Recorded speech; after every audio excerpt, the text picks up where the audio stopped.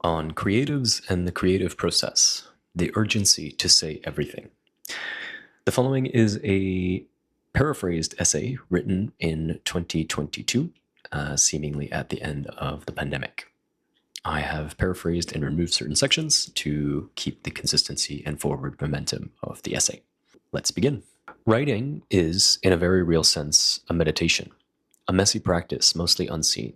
Although we read, rather enamored I may add, the works of titanic thinkers, poets, and novelists, we only, fortunate for us, see the end products of their creative cycle. What we do not see, as any entrepreneur or athlete may nod in agreement, is the process leading up to that end.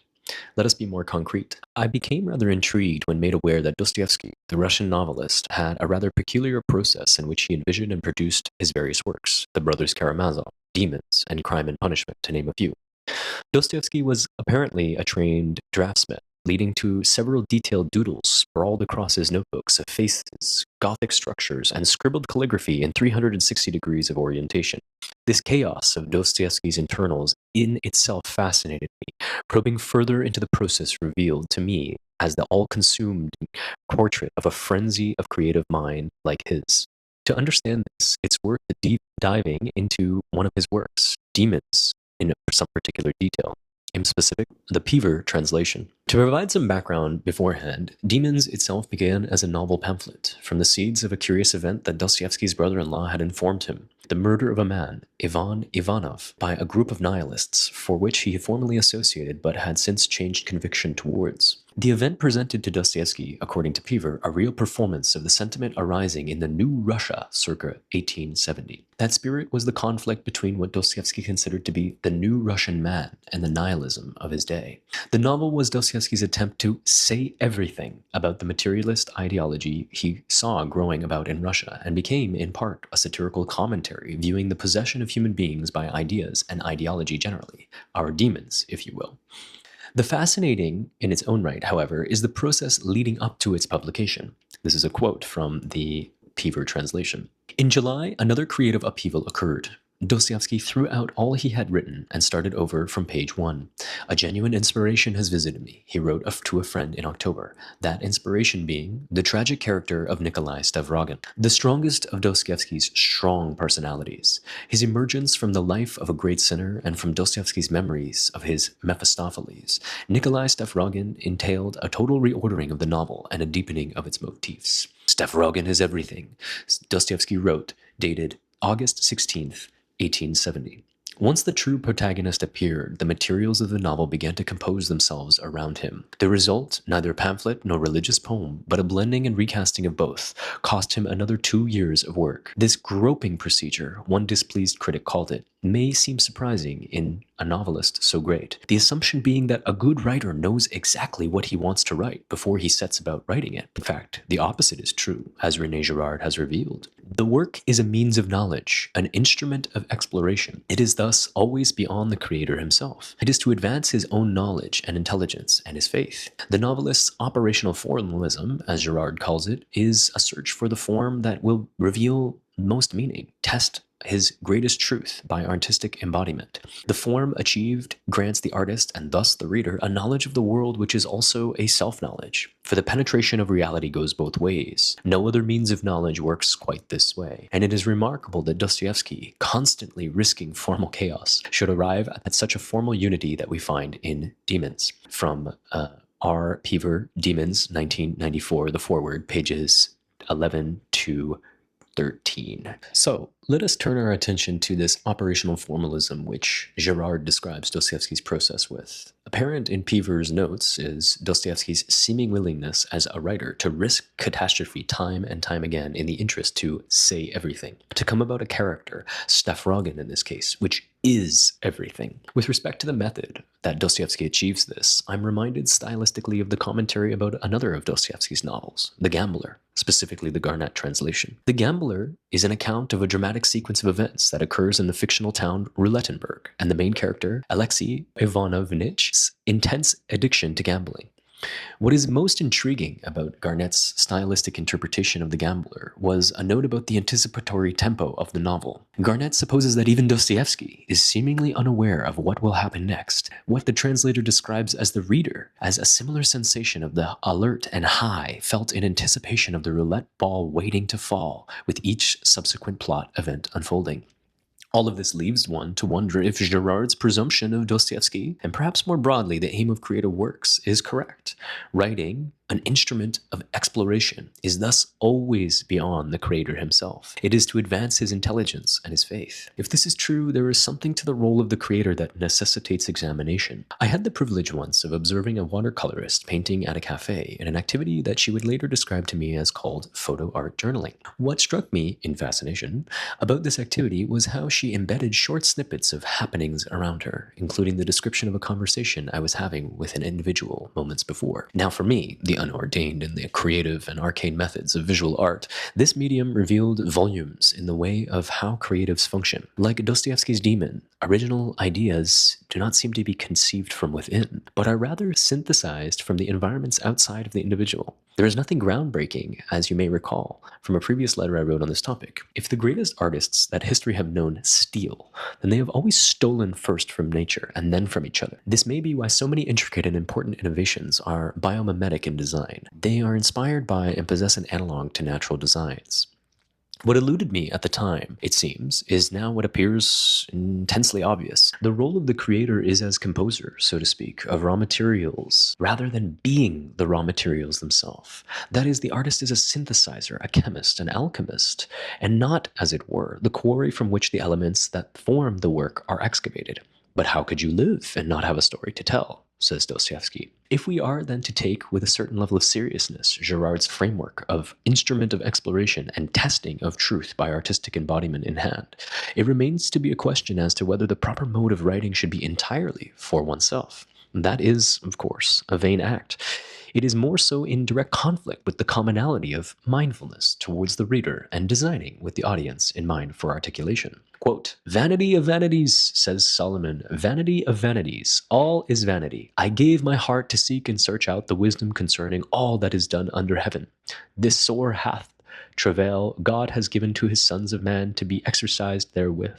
I have seen all the works that are done under the sun, and behold, all is vanity and vexation of spirit." Yet, despite the faculties of reason pointing to us that perhaps all is vanity, or to, as Varvara Petrovna in Divan says, nonsense, all nonsense, there remains, irrespective of the medium at hand, a peculiar drive to say everything, as Dostoevsky.